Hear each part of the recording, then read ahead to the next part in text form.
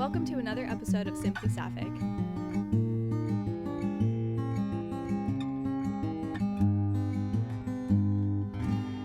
Okay, so we're jumping right into this because we're talking about a topic that is, I think, something that is so relevant, especially in this season, which is breakups. Breakups are hard, especially sapphic ones.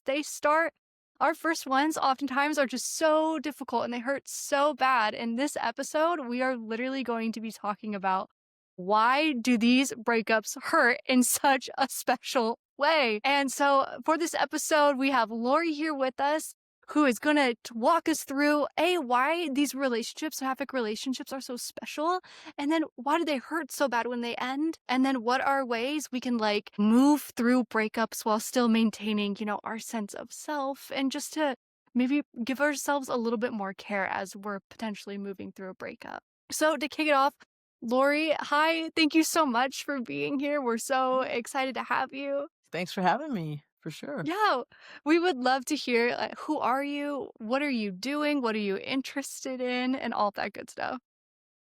Wow, those are big questions. Who am I? So I am a former college basketball coach turned leadership professional who now has really leaned into relationships in terms of helping people and organizations understand that I think at the core, leadership is a relational process, and then helping all folks, but I tend to help a lot of the LGBTQ community in terms of how to be better in relationship, not just developing the skills for relationship, but also kind of healing and mending and repairing and strengthening when you are in relationship. That's kind of my professional part, I guess. I'm also a mom of 4 kids. So I birthed my 4 kiddos. I've got my oldest is 23, 20, 18 is the only girl, and then 15. So they're getting older. Like the light at the end of the tunnel is I'm starting to see it a little bit, which is great. Yeah. So that's kind of a bit in a nutshell.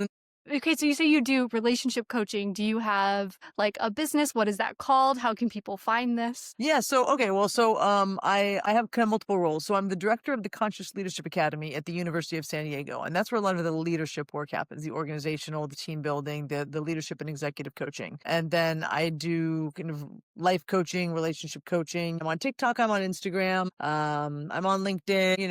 I've been trying to be more consistent with my socials, and I've done a pretty good job, I think. And what's been really fun about that, I will say, is I don't know how long it's been now, maybe 2-3 months now. I've leaned a little bit more into explicit, kind of sapphic LGBTQ content, and I've gotten a really cool response. And one of the things I was thinking, when I was kind of coming of age in my lesbian identity, although I think I was gay at birth, there Were we all? wasn't a lot. I mean, I'm in the late 80s. It wasn't public. It wasn't talked about. There were not podcasts, talking about relationships. And so and even now sometimes it's so much better because I'm watching Heated Rivalry. I always rewatch The L Word, the original, every couple of years. So there's more opportunity now, but I still feel like we're a little bit behind in representation, in an authentic way without being caricatures of who we are. So part of it is that quote, was it Toni Morrison who said, if the book that you want to read doesn't exist, then you need to write it. Right. So there's that idea. Mhm. And I think with the social media, I thought, you know what, there just isn't enough out there just really supporting lesbian sapphic relationships. And so instead of just lamenting about it, why don't I fill that gap? And so I've started to do more of that. And I think that's how I probably got connected with you all. So it's been a pretty fun journey, and I'm excited to kind of lean in. I've got a couple things coming up this year that I think will hopefully be just pure support for lesbians and queer folk navigating relationships. Yeah, we actually found you because of this kind of content that you were creating. Allison sent Cool. me, had seen, I forget which video it was, but it was about it was something about relationships and how to build more stable sapphic relationships. And Allison had sent me one. And I was like, we should have this person on the podcast. And so Nice. very delighted that you were able to come on and Yeah. we can have this amazing conversation. That's cool. Yeah. Thank you. That's awesome. That's great. Of course. Okay, so I'm curious, you talked about what got you started into this field and everything, and I know that you bridge this really cool gap between leadership and LGBTQ relationships and coaching. What makes Sapphic relationships so special? Yeah, so I think, I would say we're probably biased a little bit, on this call and maybe even the viewers. There are definitely special relationships of all kinds, but there is something really amazing about two women in love together, living life out together. And so I think that there's a couple different ways to think about it. One is um you have like very much of emotional freedom and flexibility because you have two people who have had access to their emotions. Now, whether it's because we're more emotional or because society tells us, hey, you get to be emotional, I don't think the reason matters, but you've got two individuals who are in touch with their emotions. And so there's this kind of emotional freedom and and feeling of emotional connection. I think that's one reason why it's like, wow, you get me. That's another part, which is you're with another woman like you. And even in any spectrum of, I think, of the gender spectrum, still there's like a you get me, if we share, however we share it, this idea of woman, of feeling queer, of sapphic, then we kind of see each other in a different way. I think that maybe in heterosexual relationships you don't see. And I think there's that allows a lot of intensity, which is beautiful, but also maybe we'll get to one of the hard parts as to why the relationships can be hard. It allows for a lot of intensity. I think it can be very sexually freeing and kind of eye-opening and liberating in many ways. So there's so many parts of the relationship that could feel new if it's your first relationship. It's like, wow, like this is what a relationship is supposed to be like. I feel seen, I feel met, and this is a friend. It's someone I can talk to. Because for most of us, we also had, kind of our girlfriends along the way as kids. I mean, we probably played with other, females and girls along the way. And so we have this familiarity that this is a friend too. And so there's this friend and lover combined, which again, beautiful, but can be challenging. And then there's this kind of equality and just that there isn't the heterosexual, patriarchal, kind of misogynistic, there's no subtext of that, Now, yeah, for sure. Like snap it away. Equality issues do surface. And so that can sometimes be jarring where it's like, what? Why am I feeling power differentials when it should be an equal? So that can be a nuance. But there's this way that it's like, no, I'm with my equal, and we have to decide who does the dishes. We get to decide who's the one that gets called when the kids are sick. We get to decide who changes the oil. There's no like, little darling, get in the kitchen. I'm gonna go change the oil. Like that doesn't exist for us. And so Yeah, I totally agree. I remember one of the first like distinct feelings I had when I started dating queer was how I felt like an equal for the first time. Yeah. How And depressing is right? that? I Yeah. was like, "Oh wow, I felt like I had agency. I felt like I was able to use my voice and for it to be seen, heard, and respected." And it was a feeling I had never had before. right. And it was really exciting. It was really special. I mean, Yeah. especially for people like you who grew up in evangelical churches where gender norms and female like passiveness and submission to your man Oh was like yeah. really touted and even like required of its And like members. respected. I remember one of my boyfriends in college was like, "I need you to submit to me more." And then I almost committed murder. But it's not like it was crazy, like, going from relationships centered around that into something that was completely different. It was like seeing the world a new way for the first time. And I Totally, love and it's what you so said. well put. I think it's seeing the world in a new way and feeling the world, like, seeing and feeling and then being able to do the, kind of the doing all in a new way, kind of for the first time. That's beautiful. Yeah. I remember when I first came out, my first girlfriend was so sweet to me. It was such a beautiful like I'm out of the closet, you're my first girlfriend and she knew that. She knew that I was like peacocking and like Mhm. extra queer and was like, I threw coming out parties while dating her. And she was just so like she was like do whatever you need to do, baby. Because Yeah. there's this also like specifically in queer relationships, you have this breaking that you've already done the deconstruction to break away from heterosexual and or cisgender norms, and so you're able to be like, okay, we're gonna make whatever differences, whatever changes we want in our relationship, like you said, like we've already broken away from heteronormativity and possibly cisgender Yeah. normativity. So, like, what else can we do that will make a relationship feel more like us? And it honestly was such a joyful relationship. Yeah, that's so great.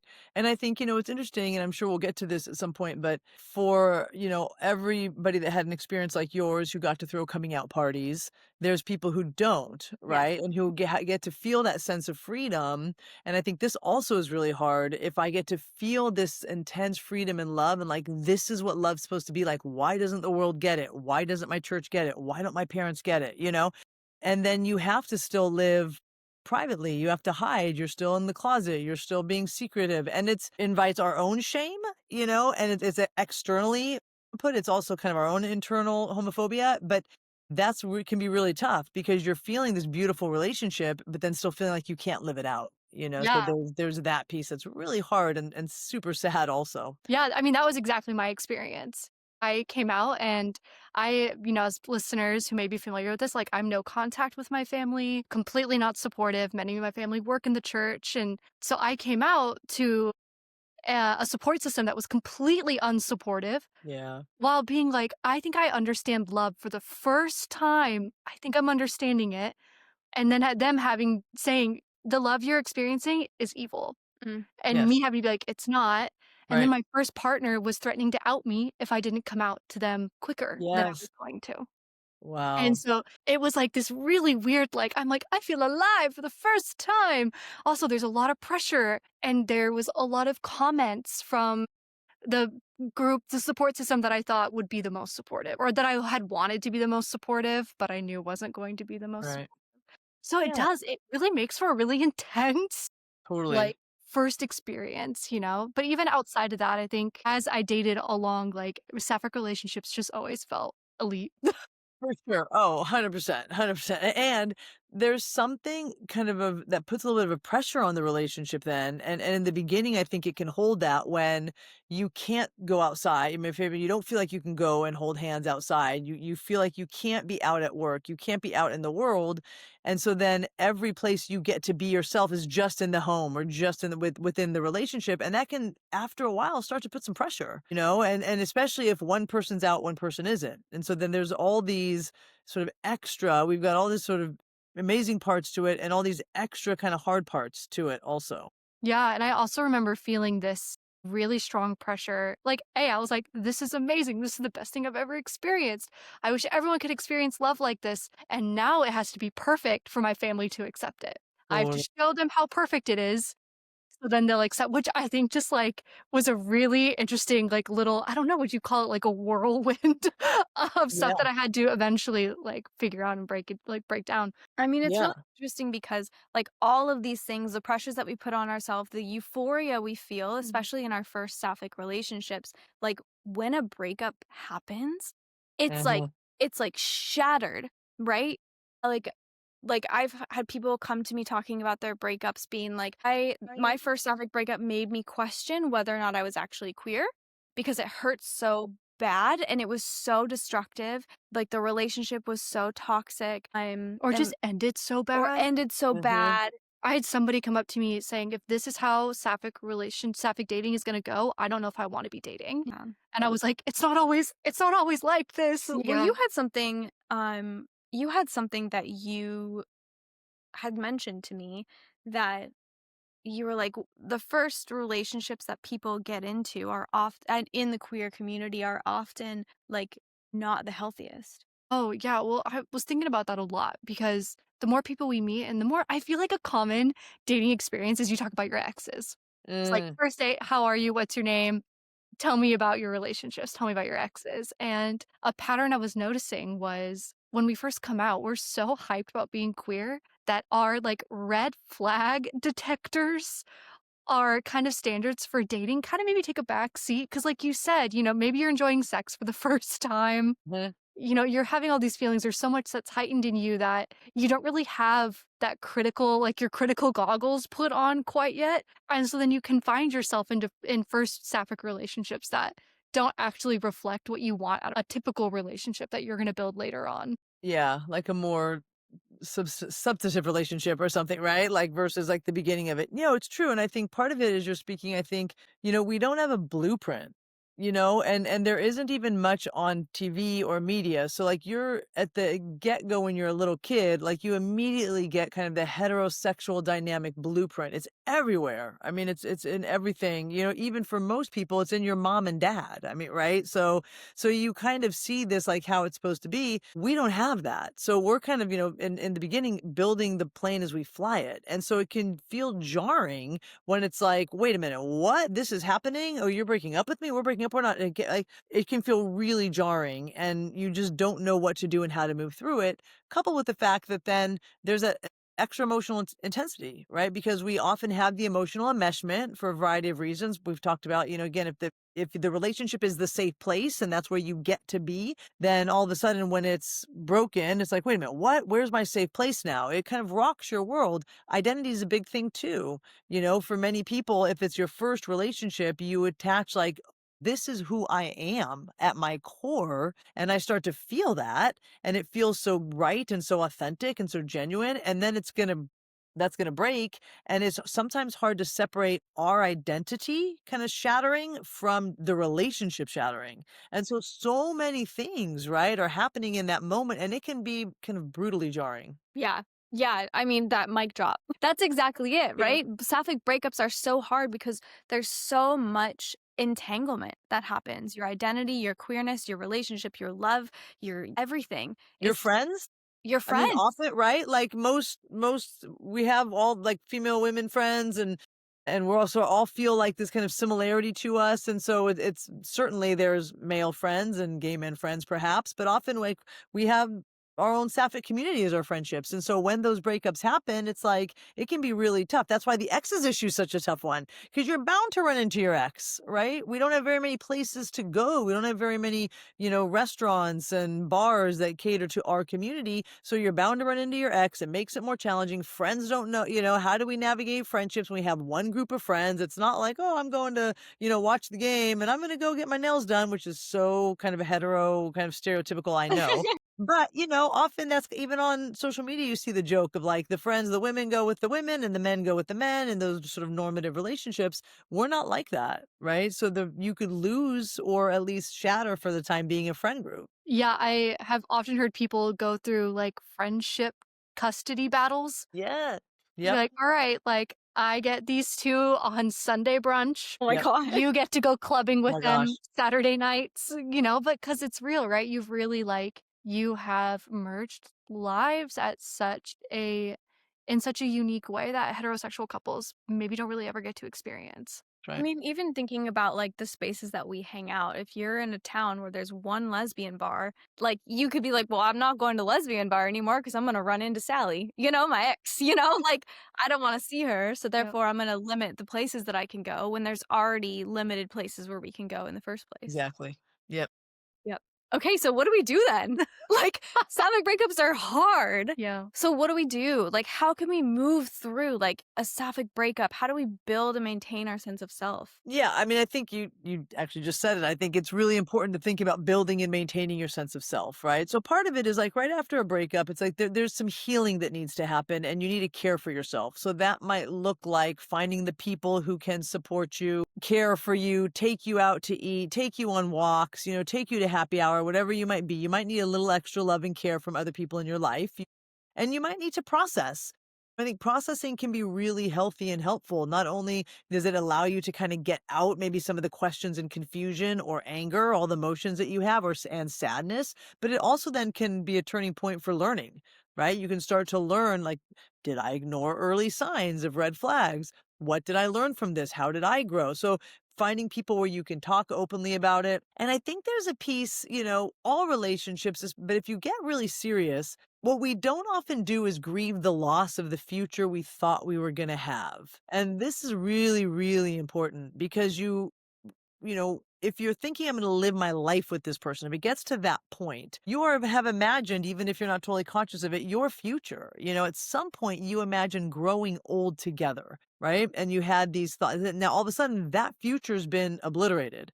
And so before you imagine a new future, you have to honor the loss of what you thought you would have. And that's can be really tender and fragile and sad. And it's just acknowledging like, yeah, this is sad. This is hard.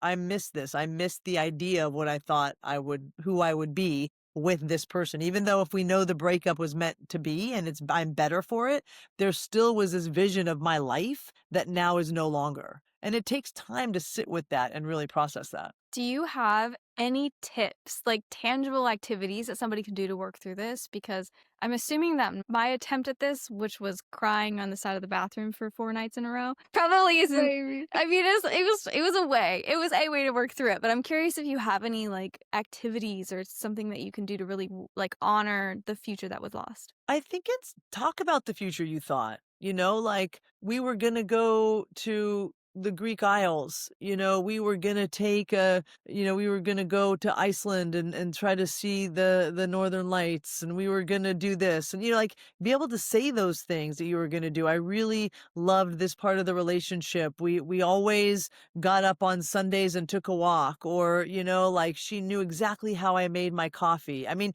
like say those things, like for them, make a list of what you actually are missing and grieving, or have somebody to talk to. And definitely the crying on the bathroom is sometimes necessary.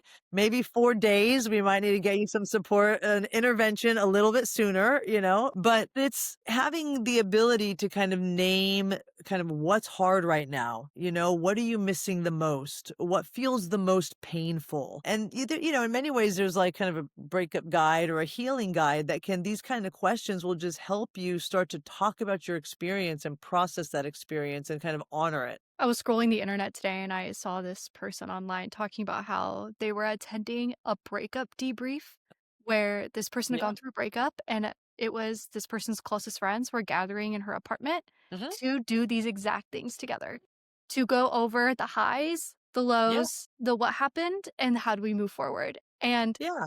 I thought that was a beautiful moment of community Oh, Yep. and such a great moment of like honoring the impact a breakup can have on you, even if you knew it was the right thing to do, Yep. even if you saw it coming, and just a way to give you space. I think sometimes there can be a pressure to move on Yes. or to be okay too quickly, to be like, I knew it was coming, it's fine, I'm gonna move on. Right. Um, but leaning, like, I think it's encouraging listeners to lean on your community and Yeah. to have breakup debrief parties if you Absolutely.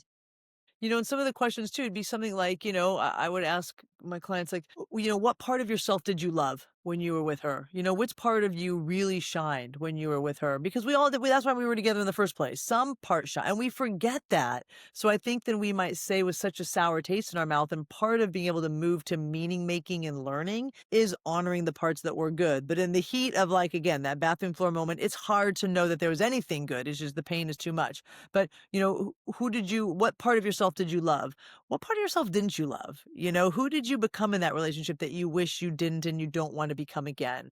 And then what did you learn? What did you learn from it? What lessons did that relationship bring you? I mean, in one school of thought that I really believe in is that relationships really do become our best teachers, and they're there to help us learn more about ourselves, learn more about ourselves with the other. And so to think about, what did I learn from this? Maybe is there a lesson that I didn't learn soon enough? Mm. So moving forward, I have an understanding of kind of who I want to be, who I don't want to be, and kind of where I can sort of be better for myself. It could just be taking care of myself a little bit better in my next relationship. Maybe it's having better boundaries in my next relationship. Maybe it's actually being more loving and tender in my next relationship, right? It's just kind of being able to get to that place where the relationship doesn't just become insignificant, because all of them are significant, right? Yeah. Yeah, I love that. We talk with another person in an episode about dating intentionally, and they bring up that exact same point, which is the power of turning things into lessons, seeing the lessons in relationships. I think there's such power in like just even asking those simple questions. Who Hmm. was I that I liked? Who was I that I didn't? Yeah. What can I change moving forward, and taking it from there. calling back to something that you said earlier, which was like you were in the relationship and you wanted to go to the Greek islands. Like that doesn't mean that that future doesn't exist anymore. You Yes. can still go to Greece with your friends. You can Right. still go to Greece by yourself. So like reclaiming the future that you thought would be shared with somebody and reclaiming it as your future and rewriting memories or potential futures with your own narrative is just like so powerful. Yeah, and I think that's a super, like, really important step. I think once you've allowed yourself to move through the grief and the pain, is to then take some agency and say, like, you know what? Okay, so there was a future I imagined. It's not going to happen. And that happens in a lot of things. I mean, it's not just relationships where that happens. I mean, this is a really great kind of life skill. If you get fired from a job, if you don't get the job you want, if your partner moves away, you and your partner have to move away and you thought you were going to stay in this town forever. I mean, all of the things where it's like, wow, I'm feeling angst and anxious. It's like, yeah, because there was this thing that I thought was going to happen. It's not. There can be grief there. And just because there's grief doesn't mean that it wasn't supposed to happen or we can't lean into the future, like you're saying, right? Once we allow ourselves to process the sadness of like, oh, I'm going to miss, that coffee shop we always went to now that we're moving. But I'm still excited to move and we'll find a new one. But before we just say, find a new one, be happy, all positive. It's like, no, allow yourself the sadness and then recognize you now get to write your own future. You're the author of your own story and you might find a partner who loves Greek Isles too, a new one. So it doesn't mean it's over. It means now you can start to take the steps to determine, okay, so what do I want to do with my life? How do I want to be? How do I want to live? And then exactly that, take kind of that sense of self and sense of power to crafting the life that you want to live. And another thing that this does too, that I think is so important, is it also depersonalizes the breakup, because we've met people who go through a breakup and they go, maybe it's because I'm not meant to be queer. Yeah. Maybe Yes. it's because this is a phase. And I think the power of turning something into, what is the lesson that I've learned here? How can I reclaim the future that I kind of had to grieve, like going to the Greek Isles, is it takes it away from, instead of looking at a breakup going, it's because I'm a bad person. It's because I'm unlovable. It's because this was a mistake. Because your queerness is not a mistake. Breakups just happen. And so, Lorri, I'm so curious, like, what tips you have or just like words of wisdom for folks who might actually be like going through a breakup and struggling with those thoughts of, is it because I'm not meant to be queer? Yeah, I think you brought up a lot of good examples of how we are a harsh inner critic to ourselves and we're quick to blame and then blame ourselves, right? So, oh, this was my fault because I'm actually not queer. I'm not a lesbian. I'm not gay, however we identify. And it may have nothing to do with that, right? I mean, you can decide if you're pansexual or any of the different varieties that are available to us now, you might be with a different kind of person, but it doesn't negate who you were in that relationship. And I think we are looking for something to blame in that moment, and the easiest person to blame often is ourselves because most people are their own harshest critic. And so I think part of it is, if you're struggling with your identity, if this is, get support. I mean, find a therapist, a relationship coach, your group of friends who can help remind you that you might be with a different person coming up, but it doesn't negate what you were and who you are, right? And it may include that queer identity, even if your partner ends up being somebody totally different this next partnership around, but you still have that identity and you don't have to be so quick to dismiss it. I think there's a little bit of internalized homophobia, and systemic homophobia in that, well, you know what? I'm just not gonna, it was a phase, right? It's just a phase. So now maybe I'm through it. Where if we can just embrace that we had that relationship and that is a part of us, the beautiful thing about that is that then you're staying open to all the people that will then love you in the future, your next relationship, as opposed to immediately slamming on the brakes and saying, well, I'm not doing that anymore. That was too painful. No more women for me. No more queers for me. I'm not doing that. I'm going this other way. And it's just quickly dismissing your experience, of the past and your potential for the future. Okay. I remember when I first came out of the closet, there was like this panic and all of these narratives coming at me that was said, you're not queer unless you've dated a woman. And if you're just, if you're questioning, you're experimenting, like you're not actually queer until you've dated somebody. And so there was this like relief when I did finally find a girlfriend that I was like, okay, now I'm enough, right? Yes. Yeah, yeah. Well, it makes me think about, so a while ago I was working, so there was a woman who was a nun and she was like so awesome, this feminist, just like this badass nun. We were doing this kind of women's conference. And one of the things that she brought up is she was one of those like quite a bit older than me. And you just know, like, this lady's just like a lesbian. I mean, you know what I mean? Like I could just feel it all the way through, but she's a nun, right? And so part of the conversations is as we're all talking about ourselves and everything. And she said, one of the biggest myths is that nuns, and priests, for example, but celibate members of the church have no sexual orientation. That's not true. She goes, there can be lesbian nuns, there can be straight nuns, there can be pan nun, bi nun. I mean, so just because you're not engaging in the act and you don't have that kind of romance in your life doesn't mean you don't have the identity.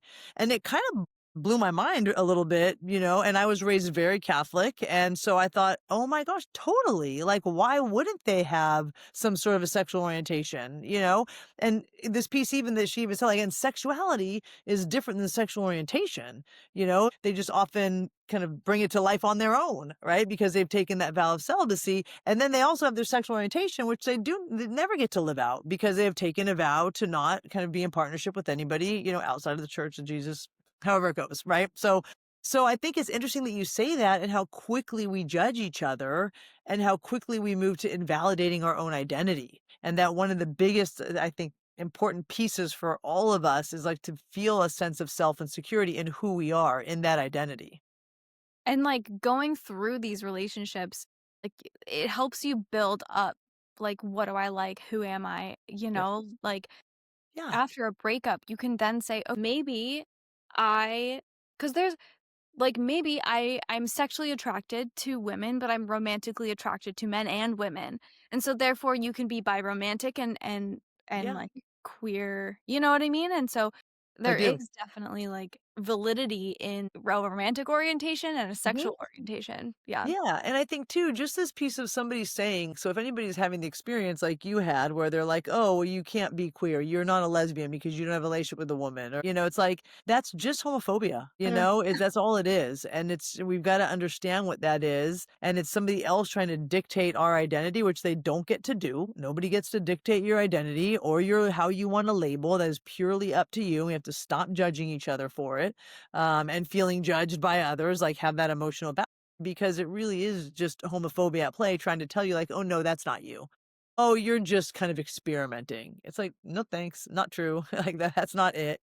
With that, can we talk a little bit about sometimes when sappy people go through breakups, there is a fear and a judgment about they're going to go back to a man. Or some people have experienced a breakup where their AFAB partner has gone and started dating a Yeah. cisgendered man. And I think there can be a lot of hatred and fear wrapped up around that. And I would love to talk a little bit about like what to do and where that comes from and to speak to people who maybe have that fear. Yeah, I mean, it's really interesting because I think now there's so much more. This is kind of a sidebar to your question, but there's so much more range for gender, sexual orientation than there ever was, right? So I think even just saying go back to man, stay with the woman, it feels traditional, but I know it's a thing, right? So I'm saying there's so much range. But I think what happens is for females, they will never, who are non-trans, right? They will never be able to be a man. Like they won't say, if they're not interested in transitioning, they'll never have a penis. And they may not want to. That may not even be in their repertoire. So I know that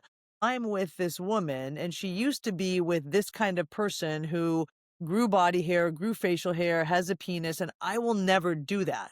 I don't want to do that. It's not who I am. But yet, am I always going to fall short? Am I always going to be just not quite enough because I'll never be that? And I have to say, like for me personally, I identify, kind of as non-binary, certainly gender non-conforming and gender fluid. And those words never existed. I mean, it's for me, even those words were really freeing. And I can be really kind of compassionate and sympathetic to thinking like I don't identify as trans at all. However, there's parts where it's like I know that there's as male clothes as I am and as like dude as I sometimes can be and as often as I'm called he, I'm not a he.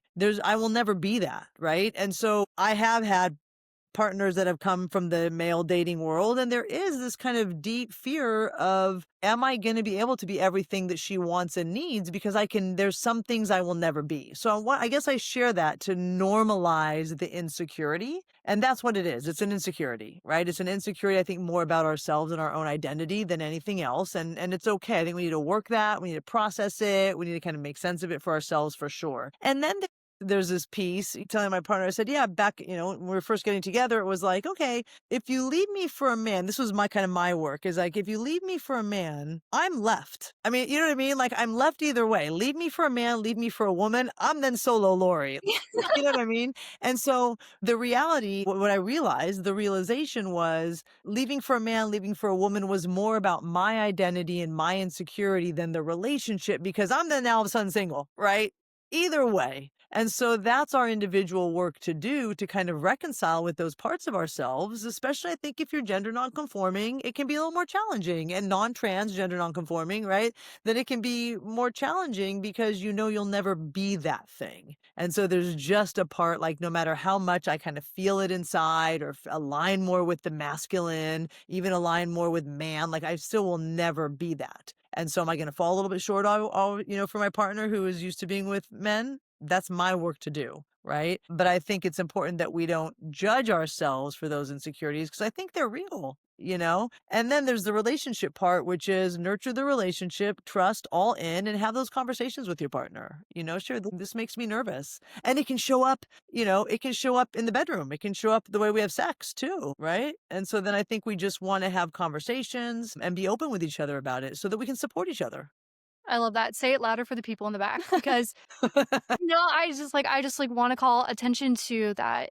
It's these for those that maybe struggle with that fear, it's a normal feeling to have if you have it, but it is also a call for you to do the work to handle that insecurity because it's when we start to push that insecurity onto other people that we open the door for biphobia and we True. open the door to hurt those that we don't need to be hurting, that we shouldn't be hurting because of an insecurity that is not being addressed. Right. That louder for the people in the back on that right there.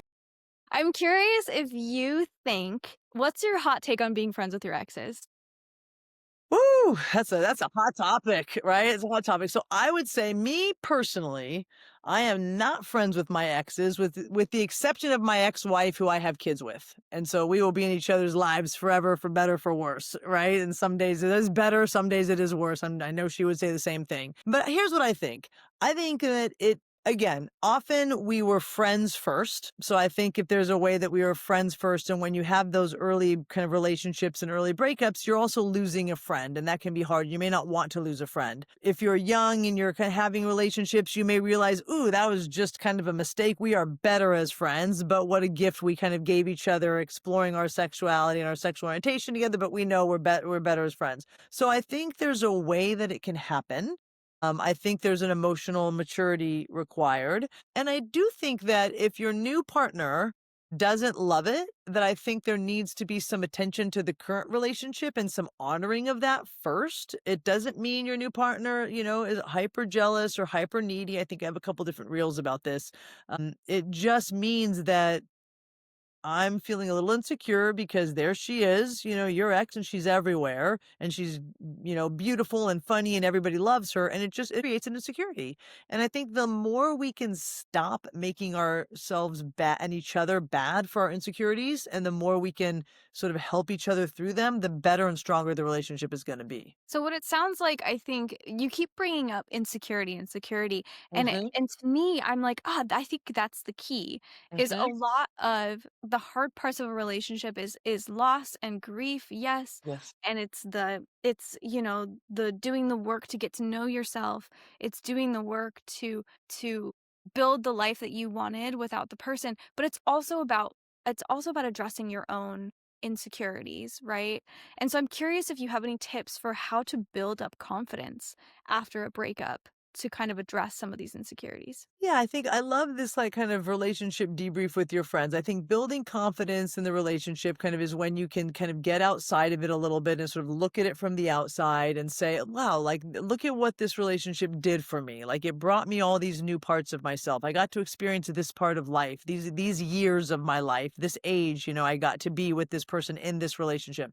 I know now more what I want. I know now more what I don't want. I can see the parts where I showed up really well in this relationship, and I can see the parts maybe where I needed to pay more attention. Now, even if you're sitting here listening and thinking, I was perfect in my relationship and I was cheated on. I mean, maybe, and that's a bummer situation. But perhaps what you might learn from that is maybe there were some red flags earlier on that you just ignored. So it's not, again, there's no blame. We want to get to understanding. Can we understand what happened in that relationship, who we were, what happened to us as individuals, what happened as a couple, to then be able to learn, it's like, okay, like, good situation. It's almost looking at it with less emotion, kind of from an objective stance to say, okay, I'm ready for my next one because I know I did some great things and I know I learned some lessons and now I'm ready. And I feel like there's this kind of subtle need to be perfect, right? If we are going to move forward, like, oh, I can't move forward. I'm not worthy. I'm not, it's like,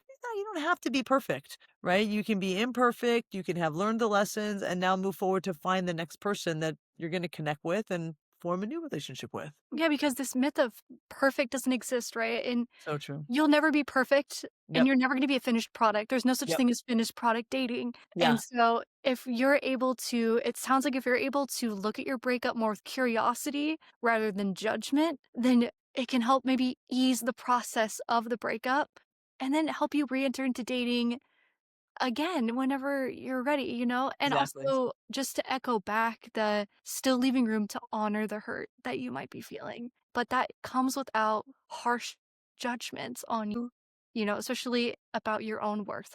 Think it's yeah, it's normalizing pain, normalizing hurt feelings, normalizing insecurities. Again, it doesn't mean we're just going to let them be there and not do anything about it. We are going to learn how to move through it. We're going to build up our skills, emotional resilience, all those things. But it's realizing I'm not bad if I feel a little jealous. I'm not bad if I'm feeling lonely and insecure. I'm not a bad person. I'm a human. I mean, that's exactly what makes the human experience. It's funny, my partner we were just talking about, I don't know what we were doing. We wanted to maybe sleep in and we had to get up early or something. And we said, the phrase, in a perfect world, we would, be able to have some coffee and get back in bed. In a perfect world, we would then put on a show and just go on a walk. It's like, yeah.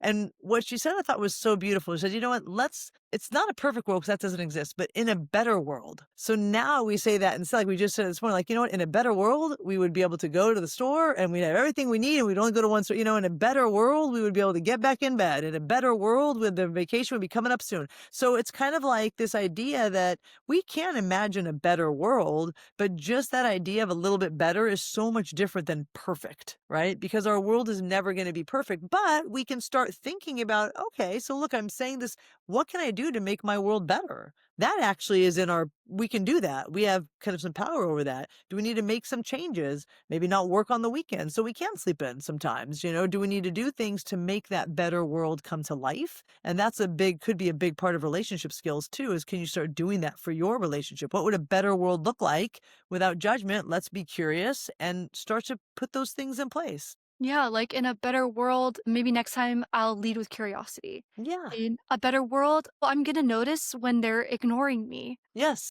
In a better world, I'm going to stand up for my boundaries. Yes. You know, and then I love that. It's such a gentle way to move through a breakup rather than being like, I'm worthless, I'm not queer enough, Right. judgment, judgment, judgment, judgment. It feels more focus or like a future oriented. I think Yeah. I mean, yeah. one of the best pieces of advice that I was ever given was in the absence of loss, it creates space for what you want. And so if you take a look at the loss of someone, a loss of a relationship, a life that you thought you wanted, you now, instead of letting it fester and kind of like grow and ferment in this space that is vacant, like move all of that stuff out and then allow it to be empty, because then you can say, in a better world, what should go here? Yeah. Who can I put in this space that actually feeds my needs and takes care of me, and I want to take care of them in a way that feels good to me? And like, yeah, like in a better world, what would be in this space that is now vacant from the partner that left? Yeah, I love that. I love that. And I think we didn't really say, you mentioned kind of make space. We haven't talked about too, like just the body, the physical body and the importance of kind of tending, because we store a lot of pain in the body, right? There's this really cool book called The Body Keeps Score, and it talks about all the places where trauma can live. And, the body doesn't know any different between your heart being broken, like that kind of crushing feeling and being, in the middle of the road, like thinking that a semi truck is coming at you. Like it's fear, it's reaction, it's threat. And so the body doesn't know the difference. And so part of taking care of yourself might be going out in the sunshine, going out in the cool air, getting someone to go with you and take a walk outside. If you exercise, do yoga, go to a dance class, like do some of these things to kind of allow the pain and the feelings to kind of move and not stay stuck in the body to create that space. Right? I think that's such a great thing. That was a great reminder. Such an excellent practice to start to identify where you're holding feelings in your Mhm. body in ways that help you alleviate it. Are you a Okay. person who you're like, I have to go on a run? I feel better when Yes. I run. Or Right. like for me, I need a hug. I need body weight. Like I Yeah. need you just like give my shoulders a little squeeze. I hold so much of my emotions in my shoulders. And I'm like, I need like a little squeeze. I remember I would go up to friends and I'd be like, I just need you to squeeze me real Yep. tight. And they'd be Yeah. like, all right, squeeze me real tight. And then I could, Totally. you know, or do you need Yeah. a weighted blanket? Do you Right. need just like kind of getting back in touch as you're going through a breakup with your body and those areas that those feelings are held? And then coming up, even like we had a great episode with a therapist who said, keep a list, write it down. Because when you're Yep. in those emotionally heightened spots, you may forget how to care for yourself. Mhm. That's right. And so you can pull out that list and be like, I need a hug. Somebody Yep. hug me, you Right. know? Right. I think yeah, it's like, do you need a hug? Do you need to drink some water? Do you need to eat something healthy? Like take a look at what you've been eating. Take a look at what, so it's like part of it is, can you get a massage? Can someone massage you? I mean, so it's like the willingness to take care of ourselves. And I don't think we actually talked about that enough yet, is that, we might be completely emotionally distraught. And sometimes it's really hard to make that kind of mental and emotional pain go away, but we can kind of get up and go walking outside. We can, if we live near the ocean, I'm in San Diego, so I do, go to the beach and feel the cool water on our feet. You can, and you can find your friends that can help you get up and do things to kind of remember like you're still alive. Yes, it hurts. It doesn't mean it doesn't hurt. I'm 100%, we're not squashing the pain, but we're going to move through it. We're going to continue to move. We're going to go walk around. We're going to go do something so that we don't just kind of sit and let the pain fester by like laying in the bed, or, I mean, come back into the crying to 4 days in the bathroom or 3 days, whatever it was, right? Because then it is, you're just kind of letting it all kind of swarm around you, as opposed to, I'm going to feel it, but I'm going to feel it while I let it move through me. Breath, meditation.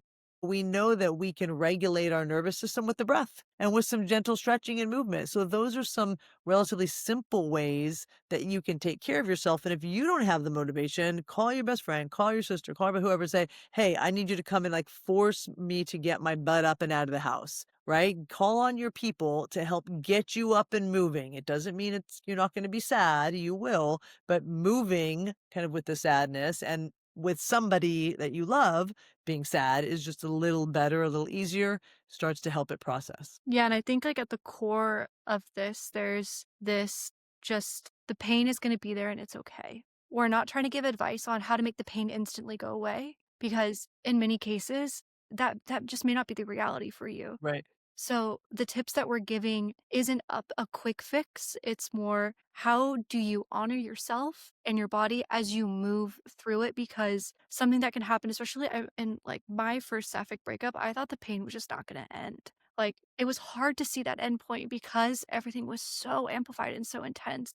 And the advice that we're giving is to help you move towards, kind of like Being a better person. yeah, being a better person, but also maybe like a softening of the pain, a quieting of the pain that comes with time and what comes with this care, and helps you then move into what we talked about, which is the ability to be in the mindset of turning it into a lesson, turning it into something you can take into more of a future oriented thing. But first, you have to allow yourself to move. Absolutely. And we're not talking a lot about how to be effective in a relationship, but it's, as you're speaking, it makes me think about how, softening, the goal is not to avoid pain or conflict, even in our relationship sometimes. Like, in fact, the longer you're together, the more you're going to cause each other pain, and suffering. But the hope is you learn how to move through it. And I love the word you used is softer, because we can build skills for how to embrace conflict but not do it with kind of cruelty and vicious anger and screaming and yelling. We can have conflict. In fact, we need to learn how to embrace the conflict, which is going to be painful because we hurt each other's feelings, but to do it with tenderness and love. And that's the skill, right? It's even with kind of when I work with organizations, we're not trying to get you all conflict free. What I want you to do is be a team that understands, like, yes, conflict is useful. It gives us some data. What can we understand? Why are we at conflict? How can we be curious about this conflict? How can we hear each other, see each other, understand each other, and understand what this means? But that takes the skill for, like you said, you've got to embrace it, welcome it in, and be willing to move through it, right? Hopefully in kind of a grounded way, not like a combative, vicious way. Yeah, exactly. Exactly. Because pain and discomfort doesn't make you a bad person. And it's not a bad thing to sit with it Yep. Yep. and to be in conversation with it. You know, it's like that. Sometimes when we go through a breakup, the urgency is in how can I get this feeling to go away Yep. as quickly as Right. possible? What do I need to do? How do I get it gone fast? And Whether that's like a rebound or like going numb or yeah, yeah, using other means just to make yourself not be able to feel it anymore. Totally. And numbing is super common and kind of bad behavior. It's like a bad choice because we numb with alcohol. We numb, with all the rebound that we don't, then we get more emotionally invested and then we feel like, oh, what did I just do? Right. So certainly it's can we feel it and then have the skills to move through it. The other thing I want to say about pain that I think is a thing is this is a really hard lesson. And this is when I was sort of talking to tell my kids as they become young adults is when you kind of shield from the pain and prevent the pain and like numb up and armor up from the pain, you're also numbing up and armoring for the good, for the pleasure, right? You have to have the bad to have the good. You have to have the pain to have the pleasure. It's like it's part of the balance. I was telling my kids, it says the bummer is that when they're going through a breakup, it's like the bummer is, you're gonna feel this again. A teen, you're not gonna, you're gonna feel this again. The amazing thing is you're gonna get to feel this again because that means you fell in love again. And that's the hard part for us to realize is like when we can embrace the pain, then we also then understand what the good is. And when we fully allow ourselves to bring in the good and the joy, we're opening ourselves more for the pain. It's more vulnerable, but then we get that good and the joy, right? It's a tough thing to learn. And I feel like that is such hope for listeners, especially who maybe are going through their first sapphic breakup and feel this. I remember somebody came up and they were like, are all sapphic relationships, are all the breakups going to feel like this? Mhm. And I feel like the answer is no. Each of them are going to bring their own unique element to however they end. And also with that, each of them are going to bring their own unique positive things as well, and as you're dating and as, you're living your great queer life, Yep. your relationships are going to change and your breakups are going to change. And that doesn't mean that you have to stop dating or to be afraid of potential future heartbreak. Yeah. I think what it means is that you need to get good at finding the joy, at like really connecting with joy through everything that you're doing, and that's going to help you move through anything, breakups, hardships, whatever. Yeah. Yeah. And I think, the other part is um you're going to change. Right? So, like, you're gonna be different at 35 than you are at 25, and you're gonna be totally different at 45 and 55. So, if you find yourself and I work with a lot of older, like, there's this now maybe because it's more it's more public and more permission for a lot of older women who have like, yeah, I was with a man for 20 years and now but I feel like I've been a lesbian this whole time. Now I'm in my first lesbian relationship. Help. Like, what the heck? It feels so right and it feels wild. It's like, yes, it does, right? Or I had my first relationship and now I had a breakup. And I think, but you're different maybe at 48 years old than you were at 18, and so kind of understanding and allowing yourself the growth and knowing you're going to grow and develop and you're going to get better doesn't mean it's not going to hurt. It's crushing I mean, it always hurts, but you are also going to evolve and develop yourself. And so it's going to be different for you as well. Love that. We have just like a few more questions, Yeah. and one of them is kind of shifting gears. What's something that you hope people avoid the next time they go through a sapphic breakup? Yeah, good question. So I would say the two things that pop into my mind. One is don't dismiss the relationship. Don't dismiss it for it ending badly or it ending with a lot of pain. There was a lot of beauty in the relationship. There was a lot of good. You probably had a lot of love and tenderness and care. And so even though in the painful moment, depending on which side you're on, and both sides are hard. It's hard to leave and it's hard to be left, right? Both, I think there's no harder. They're both really hard. But don't dismiss the parts that were really great that did come into your life. That would be the one thing. And then the other thing, I think you named it, is don't numb out, right? Don't numb. Do the work, have the conversation, find your support, be willing to reach out and ask for help, and know that it's a chance for you to really grow as a human. And take that chance, take that opportunity. Don't numb out. See it as a chance for you to become more you and get ready for whoever's going to make you the next we. Thank you so much, Lorri. Thank you, This has been such a Lorri. beautiful conversation. How can listeners connect with you, find your business, find your socials? Yep. So I think my website is lorrisulpizio.com. So that's my full name.com is my website. Probably the best way to kind of see more of my stuff is Instagram and TikTok. I kind of post the same thing on both. And there's the ability to work with me. Like I said, I'm looking into kind of we're formulating like a lesbian relationship course that's going to help kind of with some of the unique things that lesbians face in relationship, and then the ability to kind of get more skilled just at being in a relationship in general.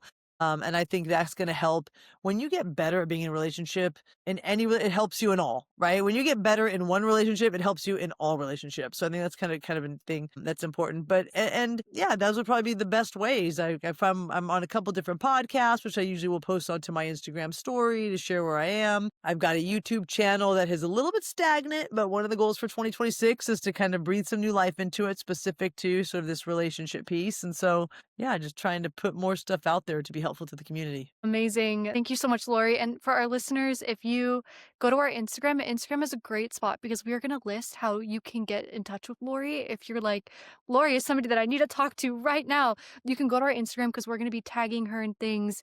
We're going to have her stuff listed in there. So if you want to check it out that way, you totally can. And I think just to close this, listeners, I just want to let you know, especially for those of you going through a breakup, that you are enough. You are lovable, and there is love in your future. So don't give up hope, focus on your joy, and keep looking towards your future.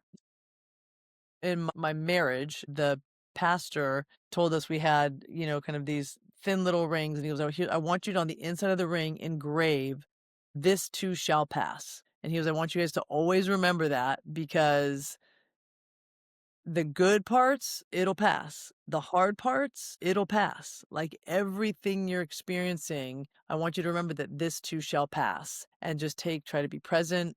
Try to know that if it's hard, if you feel like I'm going to be drowning in this forever, you won't. You won't. It may feel like it now, but this too shall pass. Yeah, that's beautiful. Thank you so much for joining us. Yeah. Thanks for having me. Super fun conversation. Yes. And one other plug just for the podcast. If you can leave us a rating or thumbs up this episode, that would be super helpful for us.